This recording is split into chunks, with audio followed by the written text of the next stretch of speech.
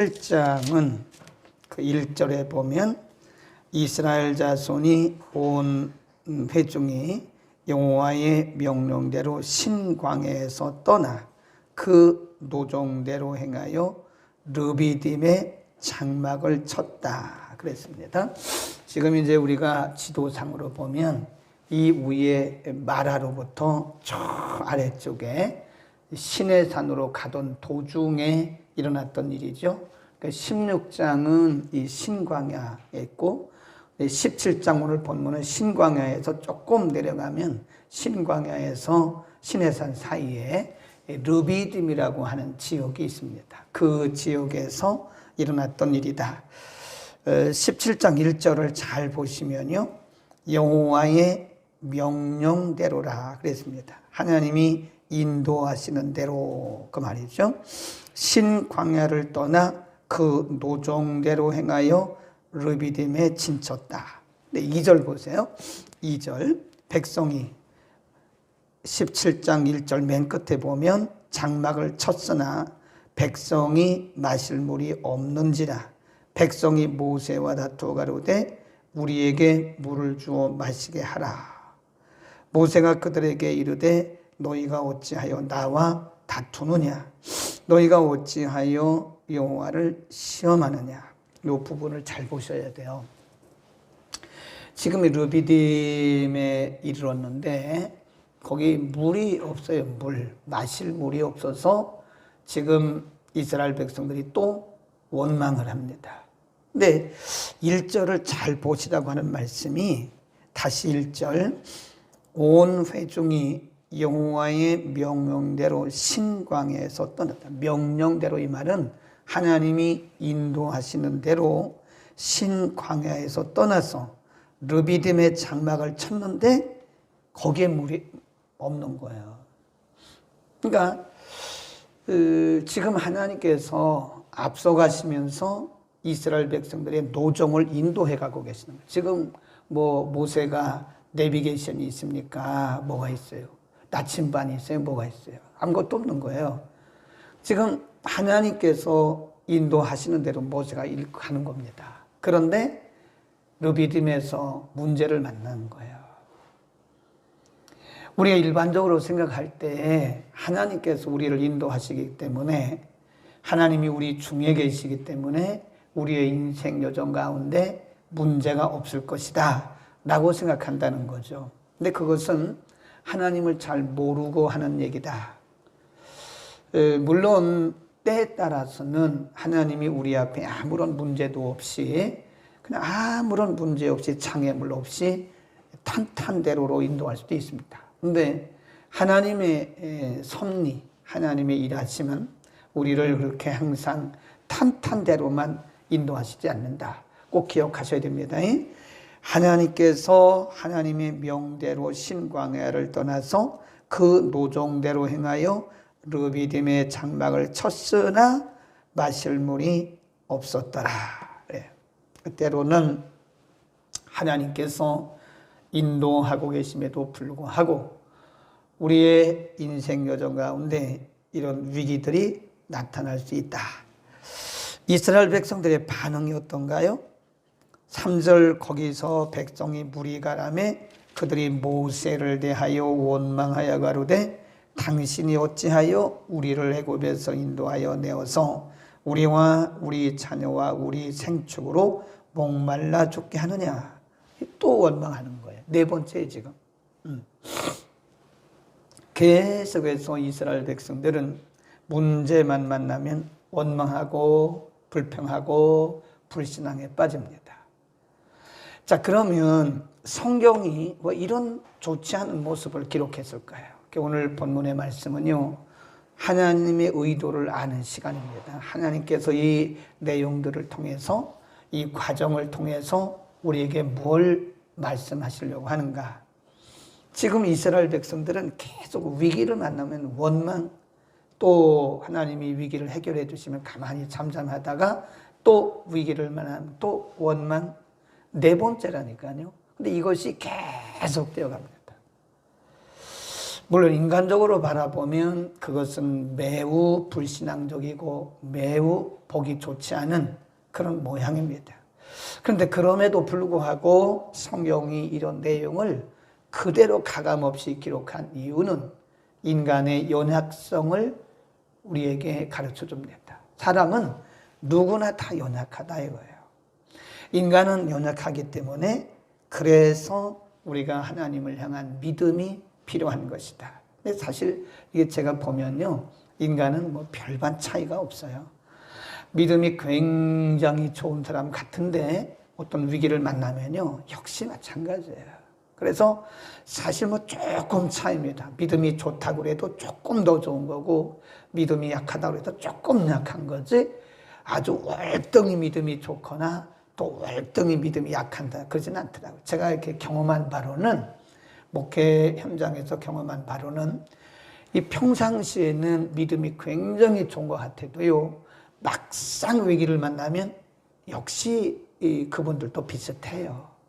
그래서 오늘 1절, 2절, 3절이 우리에게 말씀한 것이 뭐냐? 인간은 근본적으로 연약하다. 그래서 하나님을 우리가 바라보고 하나님을 신뢰해야 된다고 하는, 인간은 근본적으로 연약하다는 사실을 우리에게 가르쳐 주는 것이고요. 그 다음에 두 번째 주제, 4절부터 7절까지죠. 4절, 모세가 여호와께 뭐하여 가로되 부르짖어 가로되 내가 이 백성에게 어떻게 하리이까? 그들이 얼마 안 있으면 내게 돌질하겠나이다. 5절 시작. 여호와께서 모세에게 이르시되 백성 앞을 지나서 이스라엘 장로들을 데리고 하수를 치던 내 지팡이를 손에 잡고 가라. 내가 거기서 호렙산 반석 위에 너를 대하여 서리니 너는 반석을 치라. 그것에서 물이 나리니 백성이 마시리라. 모세가 이스라엘 장로들 목전에서 그대로 행하니라. 그때 물이 나온 거예요. 모세가 이런 부분들을 잘 보셔야 되죠. 4절에 보면 모세가 여호와께 부르짖었더니, 5절 여호와께서 모세에게 이르시되, 이런 분들을 잘 보셔야 돼요. 위기 앞에서 백성들은 하나님을 원망했고 모세를 원망했고 아주 인간적인 연약한 모습을 보였어요. 그때 지도자 모세는 하나님 앞에 부르짖었어요. 하나님 앞에 부르짖었더니 하나님이 바로 물을 주셨죠? 그게 아니라는 거예요. 하나님께서 가라사대, 그 말이죠. 5절 여호와께서 모세에게 이르시되 가라사대, 그리고 6절에 보면 내가 거기서 호렙산 반석 위에 너를 대하여 서리니 너는 반석을 쳐라. 하나님이 뭘 가르쳐 주신 거예요? 방법론을 가르쳐 주신 겁니다. 그러니까 우리가 출애굽기를 통해서 계속 발견되어지는 것이 뭐냐면, 위기를 만나면 모세는 하나님 앞에 부르짖었고, 하나님 앞에 부르짖으면 하나님께서 모세에게 뭘 가르쳐 주셨어요? 방법론. 그러니까 하나님이 물론 근본적으로는 하나님이 물을 주시는 것인데, 하나님 말씀하시기를 내 손에 지팡이를 들고 가라. 내 손에 지팡이를 들고 가라. 내가 반석 맞은편에 설 테니 너는 반석을 쳐라. 하나님이 방법론을 가르쳐 주신 거예요. 그러니까 우리가 하나님 앞에 기도하면요, 하나님이 우리에게 방법론을 가르쳐 주세요. 그러니까 예를 들어서 이런 경우도 있어요. 우리가 예를 들어서 어떤 부분이 아파요. 어떤 부분이 아픈데 우리가 기도하면 하나님께서 치유의 광선을 바라실 때가 있어요. 근데 그런 경우는 하나님께서 직접 치유의 광선을 바라서 우리를 치료하는 경우는 또 그런 경우도 있어요. 그런데 많은 경우에는 하나님이 방법론을 지시합니다. 방법론. 어느 병원으로 가봐라. 네. 그러니까 의료진이나 약도 하나님이 하시는 거예요. 우리가 하나님이 하시지 않으면 약을 아무리 먹어도 안 나요. 의사가 아무리 진료를 해도 안 낫습니다. 그러니까 약이나 이런 의료진들도 우리는 신학적으로 그거를 일반 은총이라고 그래요. 하나님이 직접 치유의 광선을 발해서 치료하시는 것을 특별 은총이라 그럽니다. 그런데 우리가 일반적으로 볼 때는요, 하나님은 일반 은총을 통해서 일하세요. 그러니까 기도하다가 어느 병원이 떠오르면 그 병원 찾아가세요. 기도하다가 어떤 약이 떠오르거든 그 약을 사세요, 얼른. 그러면 하나님이 그 약을 통해서 치료하시는 거예요. 하나님이 함께 하시지 않으면 아무리 약을 먹어도 안 납니다. 아무리 약 드셔보세요. 안 낫습니다. 근데 하나님이 지시하는 경우가 있어요. 하나님이 모세에게 마라에서 뭐라고 그랬어요? 한 나뭇가지를 지시하시고 그 나뭇가지를 물에 넣으니까 그 쓴물이 달아졌잖아요. 여기 르비딤에도 마찬가지예요.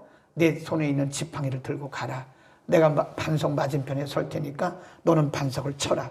반석을 치는 순간에 하나님이 거기서 물이 나오게 하신 거예요. 그러니까 우리가 기도 응답을 잘 이렇게 주변 상황을 봐야 된다고 그랬죠.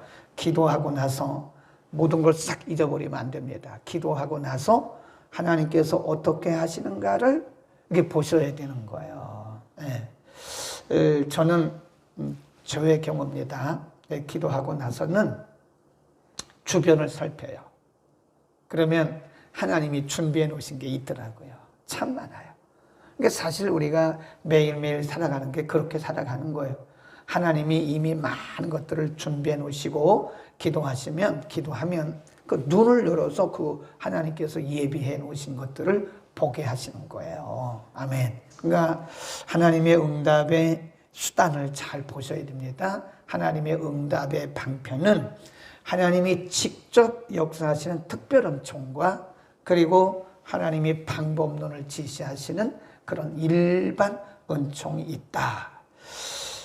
어떤 많은 경우에 대부분의 경우는 하나님이 우리에게 일반 은총적으로 방법론을 지시하시는 겁니다. 그러니까 이렇게 기도하고 하나님이 어떤 생각을 주실 거예요. 기도하고 나면. 근데 그 생각도 잘 생각해야 돼요. 그 생각도 세 가지가 있어요. 우리의 생각 속에 일어나고 있는 생각이 하나는 성령님이 주시는 생각이 있고요. 하나는 내 생각이 있어요. 그리고 하나는 사탄이 주는 생각이 있습니다.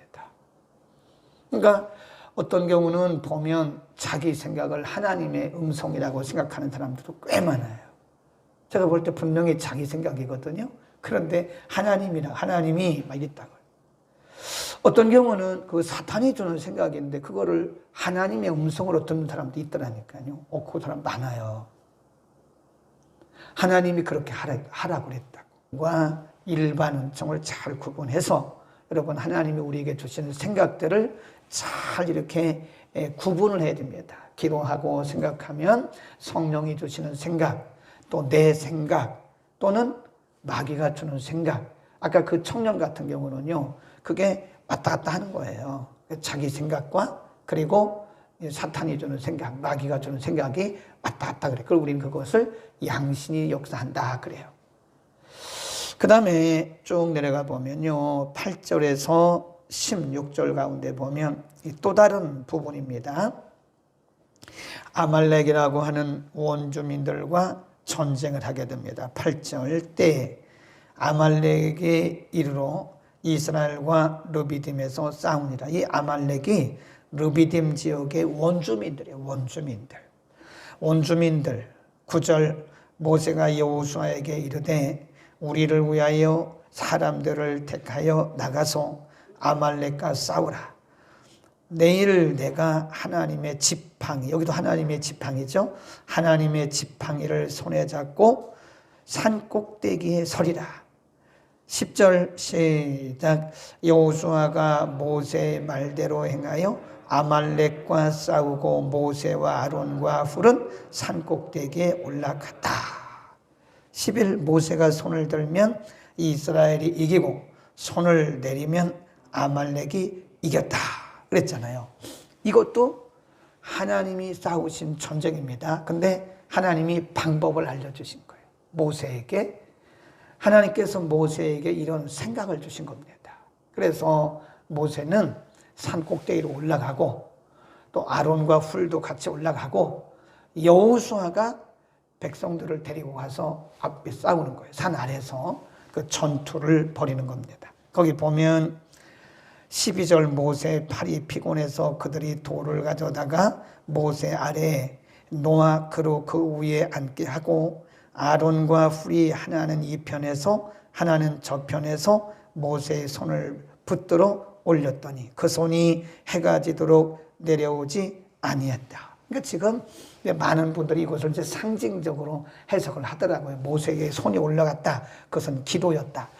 너무 그렇게 비약적으로 해석을 하면 안 돼요. 이런 부분을 전통적으로 많은 부분들이 모세의 손을 들면 이기고 모세의 손을 내리면 졌다. 우리가 기도하면 이기고 기도를 쉬면 진다. 맞기는 맞아요. 그런데 이 상황에서는 그거를 얘기하는 게 아니란 말이죠.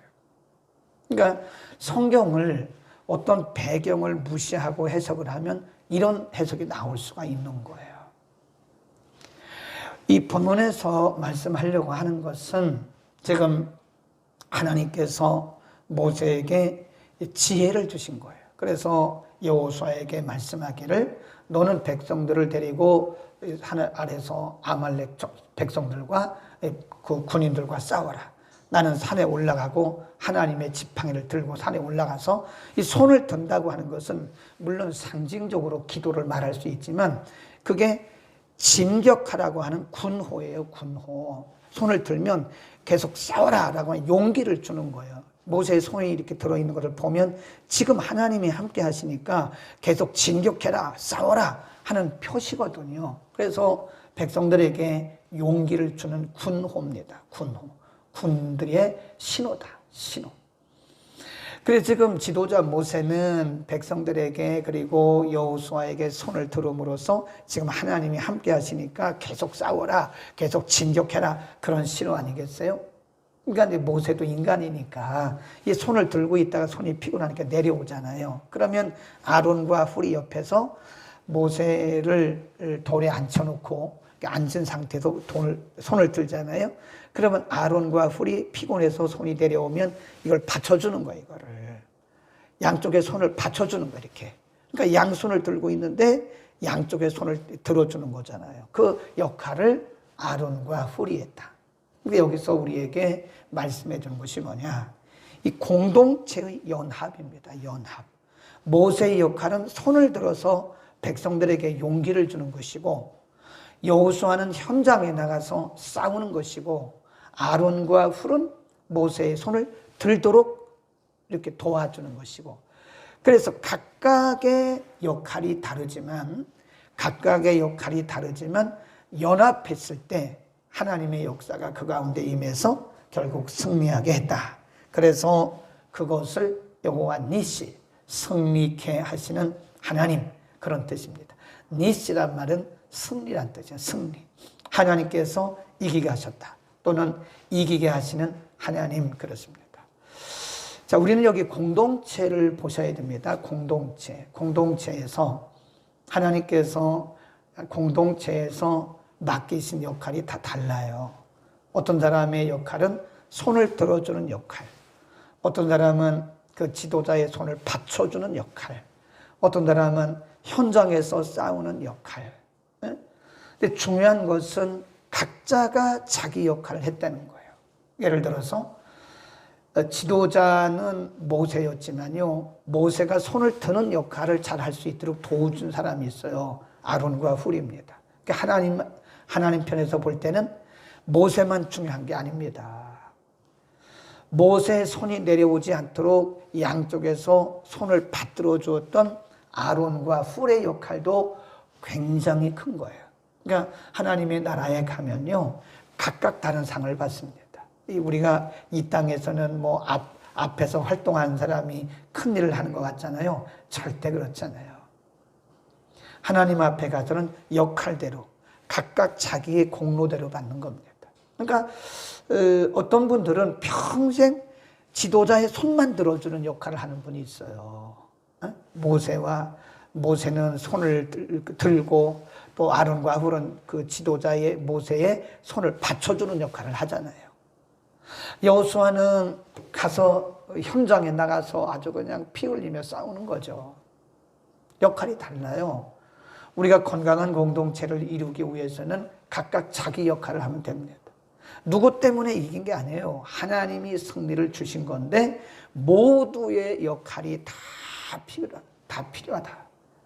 아멘. 그래서 우리는 오늘 이 르비딤 전투에서 아말렉과 싸울 때 승리를 주신 아말렉 전투의 비결이 뭐냐?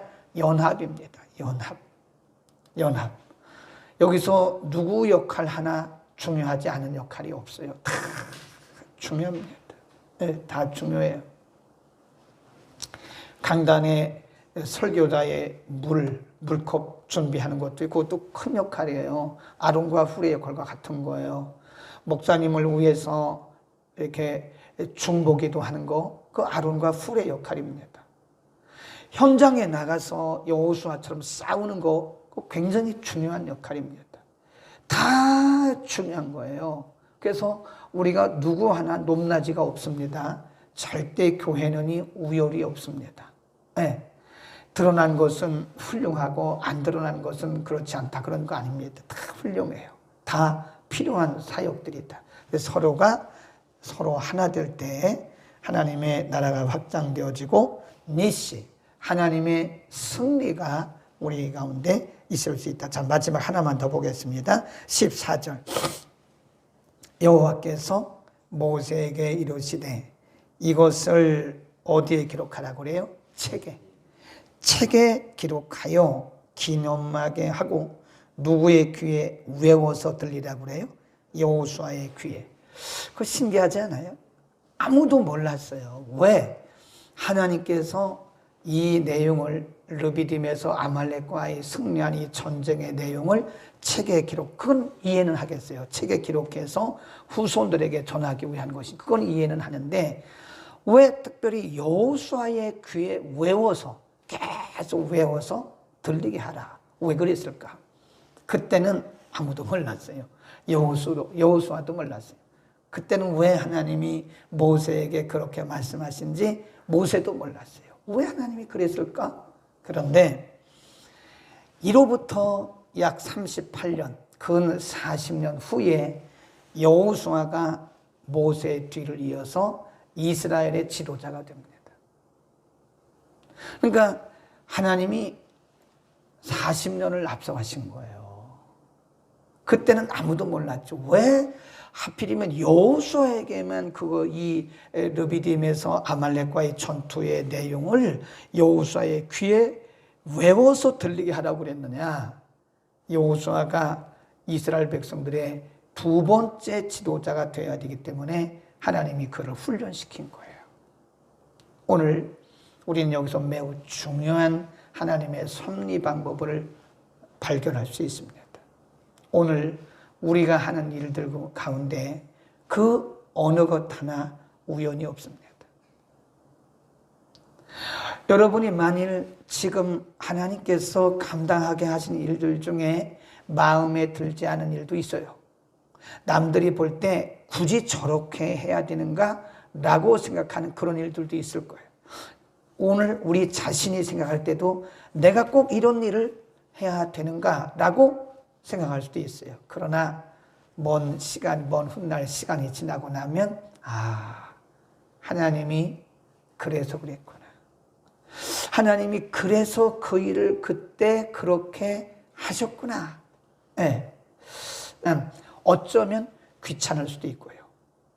개인적으로 보면 참 그런 거 내가 안 해도 된다고 생각할 수도 있어요. 그러나 시간이 흐르고 나서 가까운 장래 아니면 먼 훗날 이렇게 우리는 무릎을 칠 거예요. 하나님이 이래서 그때에 이런 훈련을 시키셨구나. 여호수아의 귀에 이 아말렉 전투를 외워서 들리게 하라. 그것은 40년 뒤에 여호수아가 백성들을 이끌고 가나안에 들어가는 그런 사역을 염두하시고 하나님은 지금 말씀하신 거예요. 하나님 우리보다 어떻게 해요? 앞서가십니다. 어떤 때는 40년, 어떤 때는 20년, 어떤 때는 5년. 그러니까 진짜로 하나님을 잘 섬기는 사람들은요, 오늘 내게 주어진 일들을 묵묵히 감당하는 사람. 거기다 써놓으세요. 오늘 내게 주어진 일을 묵묵히 감당하는 사람이야말로 하나님의 섭리를 믿는 사람이다. 아멘.